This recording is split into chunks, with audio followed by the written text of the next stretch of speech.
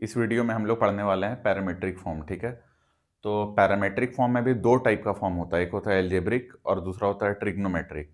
जो algebraic form होता है उससे हम लोग कोई भी लॉन्ग क्वेश्चन को थोड़ा शॉर्ट में चेंज कर पाएंगे, क्योंकि दो वेरिएबल को हम लोग सिंगल वेरिएबल में चेंज कर सकते हैं। ठीक है, और ट्रिग्नोमेट्रिक से हम लोग एक स्पेसिफिक टाइप के क्वेश्चन को सॉल्व कर सकते हैं और कुछ पॉइंट्स निकाल सकते हैं।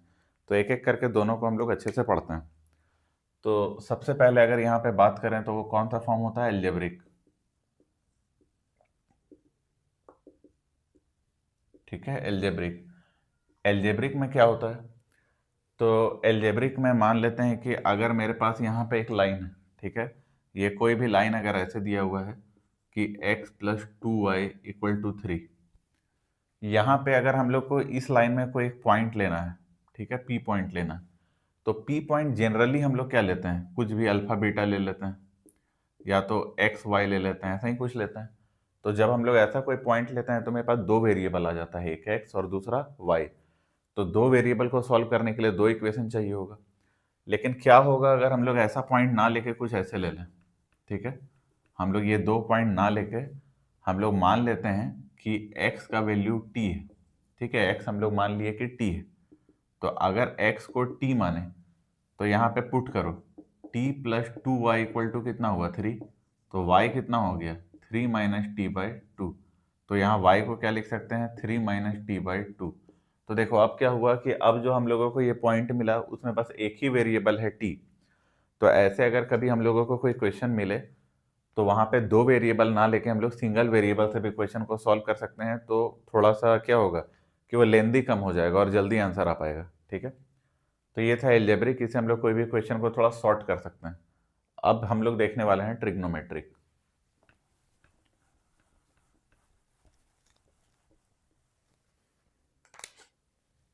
सेकंड में है ट्रिग्नोमेट्रिक।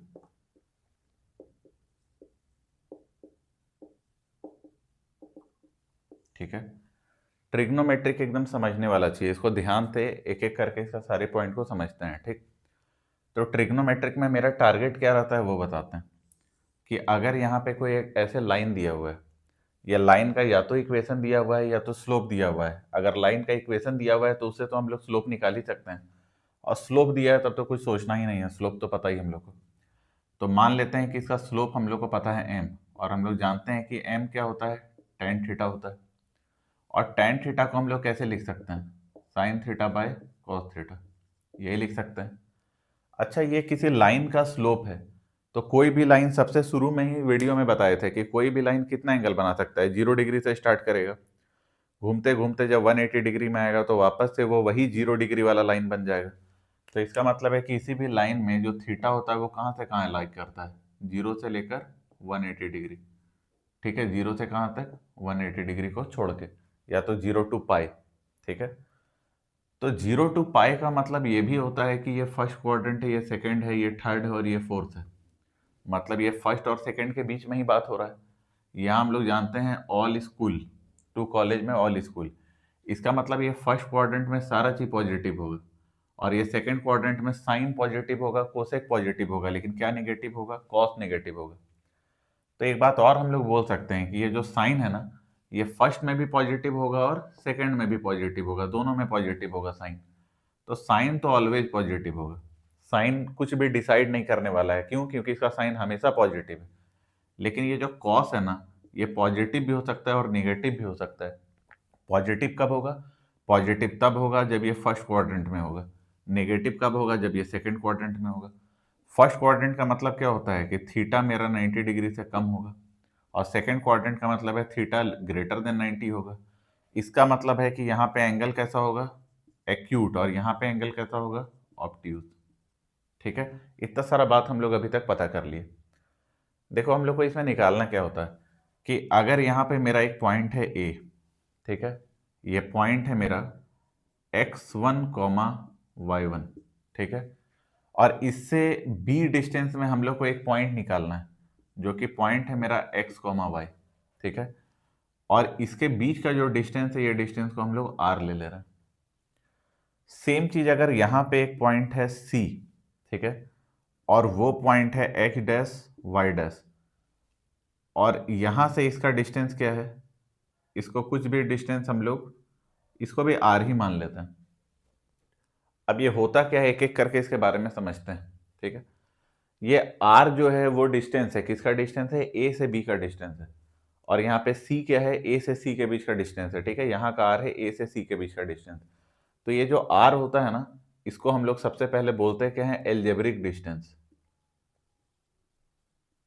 Algebraic distance. अच्छा, एल्जेब्रिक डिस्टेंस का मतलब क्या है, इसका मतलब एक पॉइंट हम लोग को गिवन होगा, ये वाला पॉइंट क्या है, ये गिवन है, ये पॉइंट गिवन है। हम लोग को फाइंड क्या करना है, बी फाइंड करना है और सी फाइंड करना है। तो एक पॉइंट गिवन है, गिवन पॉइंट से अगर हम लोग राइट साइड में आगे बढ़ेंगे, राइट साइड में, तो आर पॉजिटिव होगा। तो याद रखना, अगर हम लोग राइट मूव कर रहे हैं, राइट, तो आर क्या होगा, पॉजिटिव।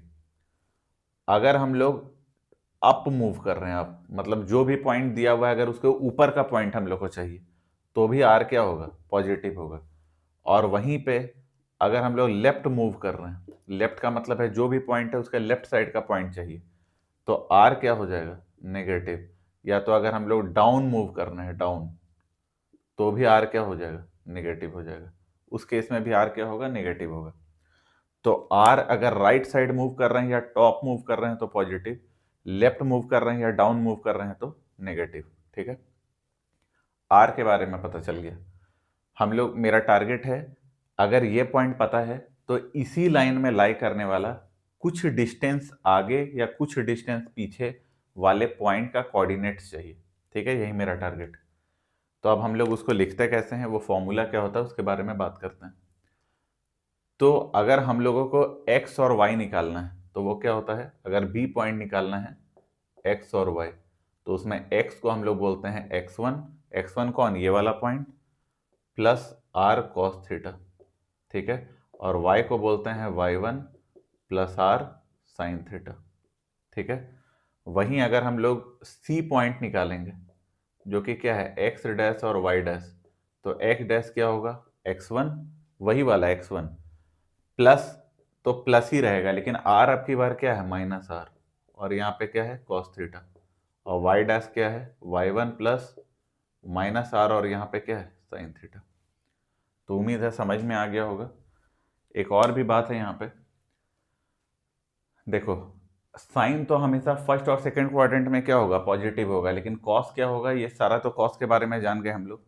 तो एक डायरेक्ट कंक्लूजन हम लोग निकाल सकते हैं, क्या निकाल सकते हैं, कि अगर tan पॉजिटिव होगा, tan पॉजिटिव होगा मतलब कॉस पॉजिटिव होगा, tan नेगेटिव होगा मतलब कॉस नेगेटिव होगा, क्योंकि tan का जो साइन है वो डिपेंड किस पे कर रहा है, सिर्फ कॉस पे कर रहा है, क्योंकि साइन इज ऑलवेज पॉजिटिव। तो इफ साइन ऑफ कॉस, मतलब इसका जो साइन है वो पॉजिटिव है, then we will get positive slope, and if sine of cos is negative then we will get negative slope, ठीक है। अगर इतना इंफॉर्मेशन तुम्हारे पास है और अच्छे से अगर तुम इसको सुन लिए, तो इससे रिलेटेड अब तुम क्वेश्चन सॉल्व कर सकते हो। तो एक क्वेश्चन इससे हम सॉल्व करके दिखा रहे हैं, ठीक है।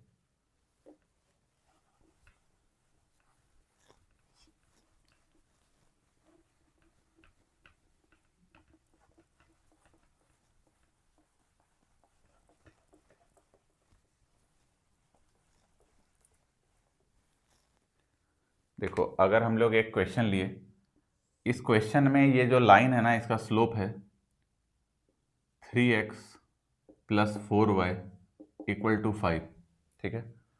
और अगर यहाँ पे एक पॉइंट है a और ये पॉइंट है 1, 2, हम लोगों को एक पॉइंट यहाँ पे चाहिए b, ये है x और y, और हम लोगों को एक यहाँ पे पॉइंट चाहिए c जो कि है x डैश और y डैश। यहाँ से यहाँ तक का डिस्टेंस है 10 यूनिट और यहाँ से यहाँ तक का डिस्टेंस है 5 यूनिट, मान लो ये। अब इसको सॉल्व कैसे किया जाए, लाइन का इक्वेशन पता है तो सबसे पहले स्लोप निकालो। तो स्लोप क्या होता है, tan थीटा होता है।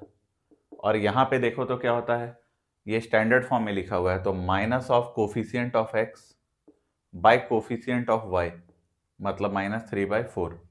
अब तुमको क्या करना है, तुमको अगर tan थीटा -3/4 है तो tan नेगेटिव है, इसका मतलब cos क्या होगा, नेगेटिव, और साइन तो हमेशा पॉजिटिव होता है। तो जब तुम इसको फाइंड करोगे ना, साइन थीटा और cos थीटा, ठीक है, तो तुमको एक बात याद रखना है कि ये माइनस को इग्नोर करो, माइनस को देख के मत चलो, बस क्या चलो 3 और 4 को देख के चलो। हमको पता है tan थीटा क्या होता है, परपेंडिकुलर अपॉन बेस। तो तुम बताओ थीटा के ऑपोजिट में क्या होता है, परपेंडिकुलर। 90 के ऑपोजिट में हाइपोटेनस, और ये क्या हो गया, बेस। परपेंडिकुलर कितना है, 3 है। बेस कितना है, 4 है। तो हाइपोटेनस कितना होगा, 5। तुमको माइनस नहीं देखना, इग्नोर करना है, ठीक है। डायरेक्ट लिखो, साइन थीटा क्या होता है, p अपॉन एच, इसका मतलब 3/5। और कॉस थीटा क्या होता है, b अपॉन एच, मतलब 4/5। अब देखो, क्योंकि tan निगेटिव था तो बताया था ना, tan निगेटिव है तो कौन निगेटिव हो जाएगा, कॉस। और tan पॉजिटिव है तो कौन पॉजिटिव हो जाएगा, कॉस। और साइन हमेशा पॉजिटिव ही होगा। चलो इतना फाइंड कर लिए हम लोग, ठीक है। अब हम लोग एक एक करके पॉइंट निकालते हैं। तो अगर हम लोग को बी पॉइंट चाहिए, जो कि क्या है, एक्स और वाई, तो क्या लिखेंगे, x equal to x1, x1 के प्लेस में कौन है, 1, प्लस आर। आर देखो हम लोग किधर जा रहे हैं, राइट साइड में जा रहे हैं, तो आर क्या होगा, पॉजिटिव। तो पॉजिटिव में क्या लिखोगे, 10। और कॉस थीटा, कॉस थीटा के जगह में कितना है, -4/5। सॉल्व करो इसको, इससे ये कट गया, तो कितना बचा, 1 - 8 कितना हो गया, -7। कैलकुलेशन देख लेना, हो सकता है कैलकुलेशन मिस्टेक हो। y क्या होगा, y1 मतलब 2, प्लस 10। और साइन थीटा कितना, तो ये कितना हो गया, ये 2। 6 + 2 तो कितना आ गया, 8, ठीक है। तो फाइनली जो बी पॉइंट निकला वो कितना निकला, -7,8। सिमिलरली अगर हम लोग को सी पॉइंट चाहिए, जो कि क्या है, एक्स डैश और वाई डैश, तो कैसे निकालेंगे, एक्स डैश इक्वल टू फिर वही 1, प्लस अब की बार आर के प्लेस में क्या होगा, नेगेटिव, तो -5, ठीक है। और कॉस थीटा, तो कॉस थीटा कितना है, कॉस थीटा है -4/5। ये 5 से 5 कैंसिल हुआ, माइनस माइनस प्लस हो गया, ठीक है। तो 1 + 4 कितना आ गया, 5। सिमिलरली वाई डैश करेंगे तो कितना आएगा, 2 प्लस -5 और साइन थीटा मतलब 3/5। ये 5 5 कैंसिल हुआ तो कितना आया, 2 - 3 कितना आ गया, -1। तो सी कितना आ गया, 5, -1। तो उम्मीद है समझ में आ गया होगा कि ये क्वेश्चन को हम लोग कैसे सॉल्व करते हैं। सबसे पहले स्लोप निकालते हैं। स्लोप से हम लोग साइन थीटा कॉस थीटा निकाल लेते हैं, जैसे क्लास 10th में किया करते थे। तुम लोग नेगेटिव को इग्नोर करो। अगर tan नेगेटिव है तो कॉस के आगे नेगेटिव लगा दो, tan पॉजिटिव है तो कॉस के आगे पॉजिटिव लगा दो, साइन हमेशा पॉजिटिव ही होगा। और फॉर्मूला डायरेक्ट पुट करो, x equal to x1 plus r cos theta. तो x1 और y1 कौन है, जो पॉइंट दिया हुआ है। r क्या है, राइट में गए या ऊपर गए तो पॉजिटिव, लेफ्ट में गए या नीचे गए तो नेगेटिव, ठीक है। और कॉस थीटा साइन थीटा का वैल्यू यहाँ पता ही है, तो पुट करके डायरेक्ट आंसर निकालो, ठीक है। अब नेक्स्ट वीडियो में हम लोग अभी तक जो भी पढ़े उससे रिलेटेड IIT जेई का PYQ और CET में आया हुआ कुछ क्वेश्चन, उसी को प्रैक्टिस करेंगे। Thank you.